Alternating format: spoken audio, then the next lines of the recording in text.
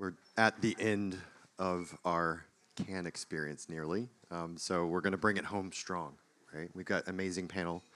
Thank you so much for having us, BTV. My name is Martin Bryan. I'm the global head of sustainability for IPG Media Brands, and really excited for us to start to put action against the theory. The conversations that we've heard today have been critical in how we're, as an industry, starting to hold ourselves accountable on sustainability. Measurement, making sure that we're pre-competitively collaborating with our partners, and ensuring that we're focusing on all of the critical steps, the action that must be taken in order for us, again, to hold ourselves accountable. So at IPG Media Brands, we've recently invested in the sustainability practice. For years, we have set a net zero target as an enterprise, 2040, with the Climate Pledge. We have an enterprise sustainability team that really focuses on our Scope 1, 2, and 3 emissions. One of the elements, however, in our current framework is media is not currently being measured because as an industry, we haven't defined those standards yet. We haven't set aggressive targets against that, but we will. In order for us to do that, though, we require a full team of partners in order to help us do that. So we're going to build upon the conversation that we just had, looking at the industry writ large, now taking it into an agency that's taken action with our partners. So I'm going to have the esteemed panelists here introduce themselves and just give us a bit of an overview of your company. Amazing. So, hi, nice to be here with you all. I'm Caitlin Leary. I lead all of global agency, consultancy, and brand partnerships at Scope3. Scope3 is a media decarbonization company, very much focused on our core mission of systemic reduction. And so we work across, the buy side, sell side, the ether, to help our partners reduce their carbon emissions. Hi, I'm Holly Clark from Oracle, and I lead our global IPG partnership, so working really closely with the teams. We are here today to talk specifically about a study that we worked on looking into our Oracle Moat product, but we also have, all of our audience business, our brand safety, quality, so many other facets that interlink with the plans and the kind of goals that all of the agencies and brands are working towards. So yeah, really excited to talk through the results. Thanks. Hi, thanks for having me. My name is Patrick Goot. I lead the US business for Adlook. Adlook is a cookieless DSP, and we're focused on sustainable brand growth. Sustainability in our world has two prongs to it. The first one is enabling a brand to grow over time by applying performance principles and guarantees to that. And the second one is reducing the carbon emitted while being able to do that. And so we're partnered very closely with IPG. We're going to be sharing some results on what it looks like to be actionable. And in this whole sustainability world that we're in, Adlook's mission in this as a DSP is to enable brands to be able to take action on the metrics that matter. And so that's what we're going to start hopefully sharing and bringing to life a little bit today. Can't wait. Well, let's first start with Scope3. Caitlin, we were one of the first holding companies to sign on with Scope3, a relatively nascent company. Could you give us a little bit more of a dive into the kind of history of, the long storied history of Scope3's approach to measurement, and just give us a little bit of background on sort of the genesis of Scope3 and then kind of where we currently are, state of play as it relates to measurement. Yeah, happy to. Well, first of all, I don't know about all of you, but this is my last meeting of Cannes, which is exciting, way to end on a high note. And kind of as I reflect back on Cannes last year, tidbit, was at Oracle. Holly and I worked together at Oracle, so my worlds are colliding in like the best possible way. But last year Cannes, I feel like, was very much defining what the problem is. And sustainability was the undertone of every conversation, even if you didn't work at a sustainability company. This year feels, I'm now kind of to the end of Cannes, and this feels very much about how. How are we tackling it? And it's a lot more tangible, which is really exciting. So to kind of answer your question, Scope3, it's only about a year and a half old, really started with the mission of defining carbon and the problem in digital advertising, creating a methodology, a trusted methodology to measure, And now our focus is very much on reduction. And I would say I kind of echo the sentiments of the panel before, which is brands have a very important role to play. And so, part of my remit is talking to brands and being really focused with brands. Sustainability is one of the only topics at a brand that will get the involvement of the entire C-suite. It's important to obviously the Chief Sustainability Officer, the CMO, the CFO, the CIO, because we're now able to link the correlation between carbon and quality. Quality depends on the brand, can be attention, can be viewability, can be sales, can be all kinds of different metrics. But the reality is, and you and I talk about this all the time, it's a beautiful thing that planet and profit can actually exist together. And so it's bubbling up in a really monumental way. To use Mark Pritchard's term, we're at a tipping point, and that is a really exciting place to be. Absolutely, purpose and profit. Yeah, man. It's got to work together, right? Well, so building on that though, it feels like a no-brainer. Mm-hmm. What are the obstacles that you're sort of coming up against when you hear from clients? Like, what are they pushing back on? So, greenwashing, everybody knows, is a problem. Green hushing is also a problem.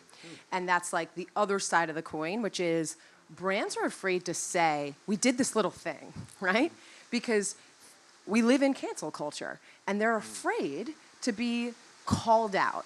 And so to the extent that you can build a community around brands, make it comfortable and okay for them to say, we did this thing and we're testing. I think Amy actually said it on the panel before, like, we reserve the right to change our opinion. We're all learning together. It is a barrier. It's a barrier when you have a brand that does something, you're like, holy shit, those results, did I just swear on Bloomberg? I don't know. Those results are great. Let's tell people. Let's be pre-competitive and say how we did it. They're afraid to do it. So that part has been hard, but it's changing because brands are starting to get together and create, climate coalitions and things like that where they're testing together. We did a big pilot with the WFA.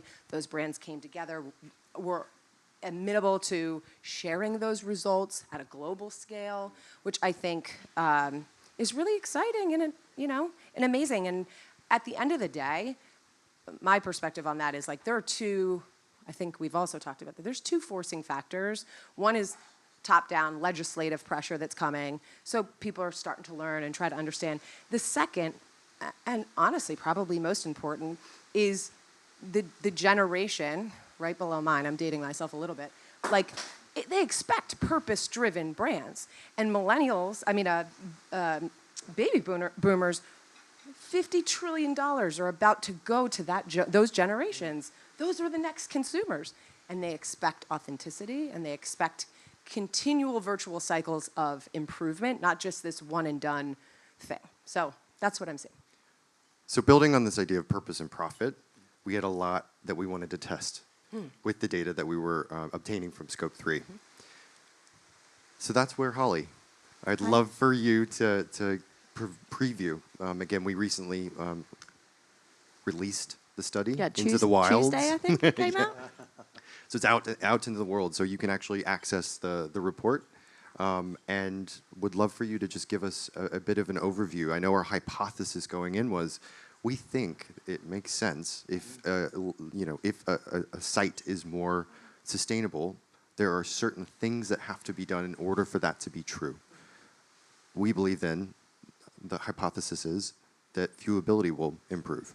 Give us a bit of an overview of the study. Yeah, and I will say thankfully the results proved out what we wanted to prove out, because it was the first time we've ever done anything like that. So to your point, the hypothesis was, is there a connection between attention, quality, performance, and emissions? And what is that? What can we take from that? What optimizations can we use? What can we then activate on? So for us, it really was a first of its kind of doing anything like this, and it was great to partner with you guys.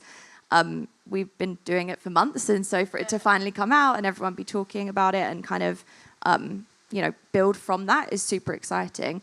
I think that what we saw, and we didn't necessarily know this going in, was that there is overwhelmingly a continuous correlation of optimizing and seeing higher levels of performance related to seeing lower carbon emissions, which, yay, that's exactly what we wanted to see, but we didn't know. So that was really exciting, and really, I think, proves out a lot of these conversations and kind of concepts that people have been talking about.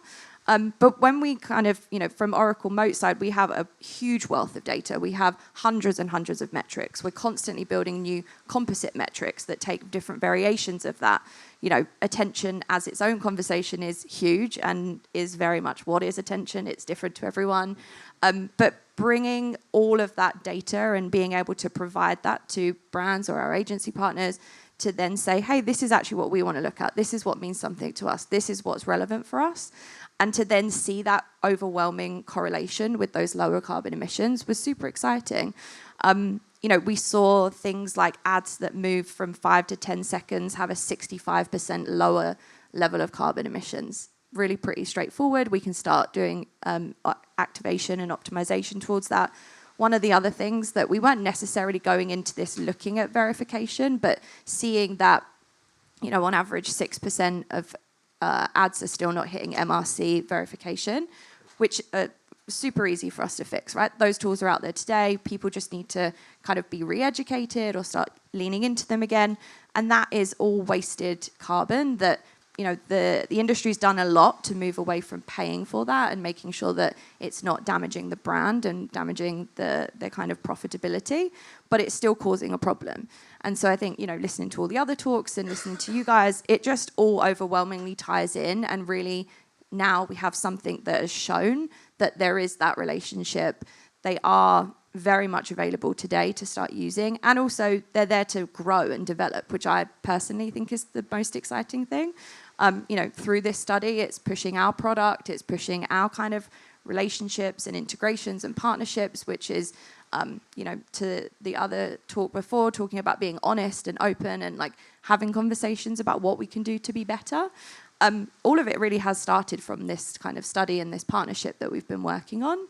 I'm great to see the results, super happy that we can start to now learn from this and do more to then develop further. That 6% as well was insane. Because when you look at we it... We weren't even looking for it, and it just... your team are amazing at Magna, by the way, who Magna, do all of the media trials, data research. Seeing that, we were like, oh, that's a real problem that is very much fixable tomorrow. So we wanted to put it in there, even though that wasn't what we were intending for before. Love that. Patrick. Yes.